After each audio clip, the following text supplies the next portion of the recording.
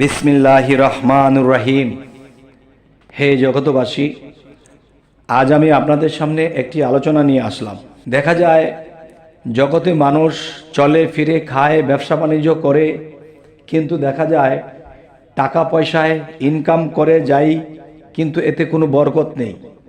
এবং যাই টাকা পয়সা ইনকাম করে মনে হয় ভালোই ইনকাম করেছি, তখন বাড়িতে গিয়ে দেখে যেই পরিমাণে ইনকাম করার কথা এই পরিমাণ সেখানে নেই। কিন্তু এর কারণ কি? দেখেন যে কোরআন শরীফে একটি কথা বলা হয়েছে, তোমরা জিন শয়তান এবং মানুষ শয়তান হতে বিরত থাকো। এই শয়তান তোমাদের পূর্বপুরুষদেরকেও ধ্বংস করে আসছে। দেখবেন সংসারের মধ্যে এমন একটা ক্যাঞ্চাল বেজে গেছে যে কোনো মানুষ নেই, কেউ প্যাঁচ লাগায়নি, তবে সংসারে কেন এই ঝামেলাটা হলো। দেখবেন আপনার ঘরের মধ্যে আপনি একটা জিনিস রেখে গেছেন, ঘরে থেকে যখন ওই ঘর থেকে আস্তে আস্তে দেখেন এই জিনিসটা নেই, তখন এই জিনিসটা নেই, একেবারেই নেই, খুঁজতে খুঁজতে হয়রান নেই। শেষ পর্যন্ত দেখা গেছে নিজের স্ত্রীকে গালমন্দ করতেছে যে তুমি এই জিনিসটা এখান থেকে সরাইছো, আর তার স্ত্রী কিরা কসম দিয়ে বলছে যে দেখো আমি এটা সরাইনি, আমি জানি না, কিন্তু এখানে ছিল ঠিকই। তাহলে কে করেছে? জিন শয়তানের মধ্যে এমন শয়তান আছে যে স্বামী স্ত্রীর মধ্যে এই ভেজালগুলো বাজিয়ে দেয়, তখন সংসারে শান্তি থাকে না। এ হলো একটা। আরেকটা হলো মানুষ শয়তান। মানুষ শয়তান প্রকাশ্যেই মানুষকে ধোঁকা দিয়ে থাকে, মানুষ বুঝতে পারে না।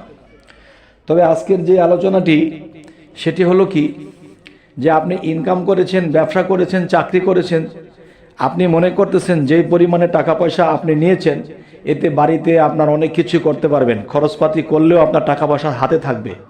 কিন্তু বাড়িতে যাওয়ার পরে অল্প কিছু খরচ করার পরে দেখা যায় টাকা পয়সা হঠাৎ শেষ হয়ে গেল। কিরে, কোথায় গেল টাকা? তো এখন আপনি ভাবছেন, কিরে আমি তো টাকা পয়সা ঠিকই কামাই করলাম, আমি তো যে পরিমাণে এনেছি এই টাকা তো আমার এক মাস খেলেও শেষ হওয়ার কথা না, কিন্তু 2-3 দিনেই আমার টাকা শেষ হয়ে গেল, এটা কি হলো? তার মানে বরকত হচ্ছে না, বা এখানে জিন শয়তানের হাত আছে, বা কোনো খবিশ শয়তানের হাত আছে, যার ফলে কি যে এই টাকা পয়সার বরকত পাওয়া যাচ্ছে না। এবং মনটা বিগড়ে উঠেছে যে ঘরের মধ্যে আমার স্ত্রী কি এই কাজ করে, নাকি আমার সন্তানেরা এই কাজ করে, নাকি আমার ফ্যামিলির বাবা মারা এই কাজ করে, কাকে দোষ দেব? তখন তার ভিতরে যখন জিনিসটা এরকম অবস্থা হতে থাকে, তখন এক সময় সংসারের ঝগড়া কাজ্জা সৃষ্টি হয়। তখন এই জিনিসগুলো কেন করলো, কে করলো? আচ্ছা, তাহলে যদি কেউ এই পৃথিবীতে চায় যে না, এটা যদি কোনো খারাপ আত্মা থেকে হয়ে থাকে, এটা যদি কোনো জিন জাতির থেকে হয়ে থাকে, এটা যদি কোনো মানুষ শয়তান থেকে হয়ে থাকে, তাহলে এদেরকে তো আমরা দেখছি না, আর দেখলেও আমরা বুঝতে পারছি না। তো বুঝতে যেহেতু পারছি না, তো সংসারের মধ্যে তো মন কালাকালি হচ্ছেই, যে তাকে দোষ ধরছি, তুই আমার এটা নিচ্ছিস কেন, তুই আমার টাকা নষ্ট করেছিস কেন, মানে তক্র বিতর্ক, সংসারে অশান্তি সৃষ্টি। তখন কি করা উচিত? তখন আল্লাহ বলেছে যে দেখো, আমি পৃথিবী সৃষ্টি করতে গিয়ে ভালো মন্দ দুটোই দিয়েছি।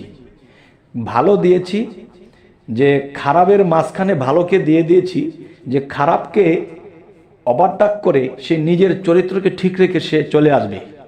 তাই বলা হয়েছে যে আল্লাহ কোরআনে একটি আয়াতে বলেছেন, ওয়াল্লাযী খালাকাল মাউতা ওয়াল হায়াতা লিয়াবলুওয়াকুম আইয়াকুম আহসানু আমালা ওয়া হুয়াল আজিজুল গাফুর। অর্থাৎ আমি মানুষের মৃত্যু ও জীবন সৃষ্টি করিয়াছি পরীক্ষা করার জন্য, তোমাদের মধ্যে কে কর্মে উত্তম, তিনি পরাক্রমশালী ও ক্ষমাশীল। তাহলে আমার কথা হলো যে আমরা খারাপ আত্মা, খারাপ জিন, খারাপ মানুষের থেকে আমরা বেঁচে থাকতে যেই কৌশল অবলম্বন করে থাকতে হবে, যেই নিয়ম কানুনগুলো আল্লাহ দিয়েছে, যেই কৌশল অবলম্বন করে আমাদেরকে থাকতে হবে, আমরা থাকি না, তখন আমরা টাকা পয়সায় আমরা বরকত পাই না। সংসারের মধ্যে যে কোনো একটা ভেজাল বেজে যায়, কে করতেছে? নিশ্চয়ই এখানে শয়তানের হাত আছে, কিন্তু সেই শয়তানকে আমরা দেখছি না, আর দেখলেও আমরা চিনছি না।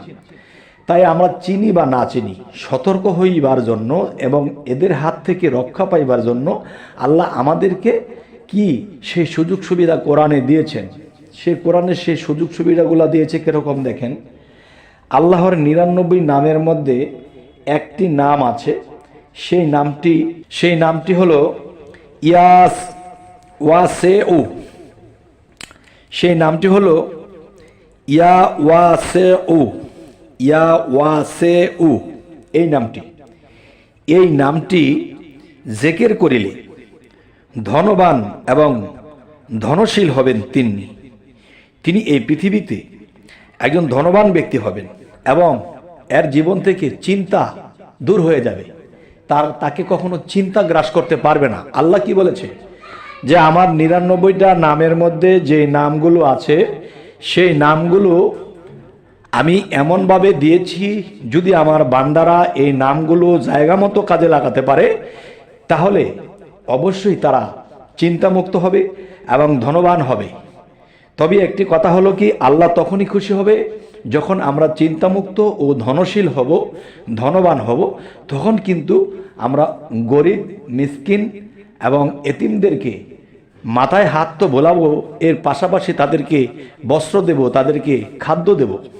তখন আল্লাহ খুশি হয়ে ধনবান আরও বানিয়ে দেবেন। তবে নামটি অবশ্যই মনে রাখবেন, আর এই নামটি কখন, কোন অবস্থায়, কোন পরিস্থিতিতে এই নামটা জপনা করবেন এবং জিকির করবেন সেটি আমি বলছি। ইয়া ওয়াসিউ, ইয়া ওয়াসিউ এই নামটি দেখা গেছে আপনি যখন এশারের নামাজ পড়বেন, এশারের নামাজের শেষে আপনি যখন ঘুমাতে যাবেন, ঘুমাতে যাওয়ার আগে আপনার বিছানার মধ্যে আপনি আল্লাহকে সরাসরি সেজদা করবেন। যে নামাজের মধ্যে যেমন রুকু সেজদা ওটা নয়, সরাসরি আল্লাহকে সেজদা করবেন। সেজদা করার পরে তখন এই নামটি কম পক্ষে আপনি 15 মিনিট জিকির করবেন, 15 মিনিট জিকির করবেন। সেই নামটি আমি স্ক্রিনে লিখে দিচ্ছি, ইয়া ওয়াসিউ, ইয়া ওয়াসিউ এই নামটি কমপক্ষে 15 মিনিট জিকির করবেন। আচ্ছা, যদি বেশি করেন এতে ক্ষতি নেই, লাভ ছাড়া। এই হলো একটা বিষয়। তাহলে এই নামটি আপনার কি কি কার্যক্ষেত্রে কাজে আসছে, যেমন শয়তানের হাত থেকে এবং ঘরের যে প্রবঞ্চনা থেকে, এবং দেখা গেছে আপনার টাকা পয়সা বরকত হয় না, এরপরে দেখা গেছে আপনার মনের চিন্তা দূর হয় না। এই জিনিসগুলো থেকে যদি আপনি রেহাই পেতে চান তাহলে আল্লাহর এই নামটি জপন, নিয়মিত জপন, নিয়মিত যদি জপতে পারেন তাহলে আল্লাহ আরো বেশি খুশি হবে ইনশাআল্লাহ। ইয়া ওয়াসিউ, ইয়া ওয়াসিউ এই নামটি মনে মনে যদি হাঁটা চলা অবস্থায় জপেন সমস্যা নেই। তবে নিয়ম হলো এশারের শেষে ঘুমানোর আগে আপনারা এই নামটি জিকির করে ঘুমাবেন, ডান কাতে ঘুমাবেন এবং এই নাম যদি জপতে জপতে ঘুমান তাহলে আপনার এই কাজগুলো দ্রুত হবে। যেমন ধনী হওয়া এবং বিপদমুক্ত হওয়া এবং ধোঁকাবাজদের ধোঁকাবাজি থেকে মুক্ত হওয়া এবং চিন্তামুক্ত হওয়া, এই জিনিসগুলো আপনাদের খুব তাড়াতাড়ি ঘটবে। যখন এটা জপতে জপতে ঘুমিয়ে যাবেন তখন আল্লাহ বলবে কি, যে সে আমার কাছে সাহায্য কামনা চাইছে এই নামের উপরে, এই নামে সে আমার কাছে সাহায্য চাইছে। তখন আল্লাহ এই নামের সাহায্য করতে বাধ্য, আল্লাহ অবশ্যই দেবে, আল্লাহ কাউকেই ঠকায় না। তবে আজকের এই আলোচনা আপনাদের কেমন লাগলো? তবে সামনে আমরা এমন কিছু আলোচনা নিয়ে আসব যে আলোচনাগুলো মানুষের সংসার জীবনে আয়োন্নতির জন্য বা আল্লাহর আমল করার জন্য বিভিন্ন আমল জাতীয় কথাবার্তা আমরা নিয়ে আসব। তবে আমাদের চ্যানেলের আলোচনা যদি আপনাদের ভালো লাগে তো অবশ্যই সাবস্ক্রাইব করে রাখুন, পরবর্তীতে আবার সাক্ষাৎ হবে ইনশাআল্লাহ। তো সকলে ভালো থাকবেন, আল্লাহ হাফেজ।